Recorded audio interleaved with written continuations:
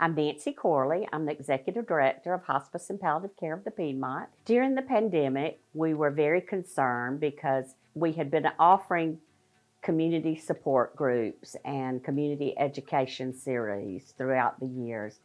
And once the pandemic was here, because of social distancing and we couldn't be together, we began to talk about how we might offer that virtually. Part of the grief support is educating folks who are grieving. And many times people just need that knowledge to help them be able to successfully navigate through their grief journey. We thought, why don't we come up with a series that we can offer, but let's do it virtually, and that can be available to the community for folks in the community whenever they need it. Many times people may need the support, but then they have to wait a few months for a grief series, or they have to wait a month to get in a grief group or to get the kind of support.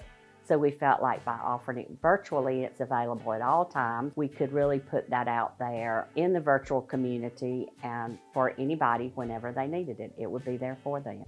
And then to take it one step further, we also identified that based on the pandemic and how many people have been lost in communities, that we have more children that are dealing with grief. And so it really is an opportunity for us to help families identify how to help their children deal with grief. This is our lane. This is where we are. We're helping families who are dealing with end-of-life issues. So we have experts on our staff.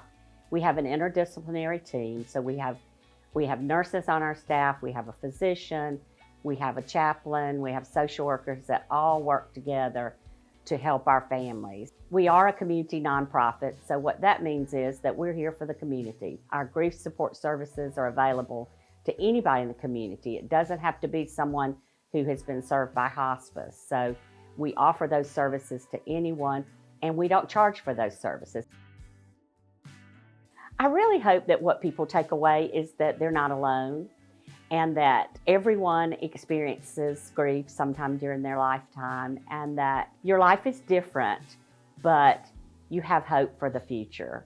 That by understanding your grief and working through your grief process, things will get better. It just helps if you share that with others, especially if you can share with people who've been through the grief process, and they can give you hope for the future and encourage you along your way. And so I think that's really the takeaway, is that we want to offer hope to our families and to our community who are grieving.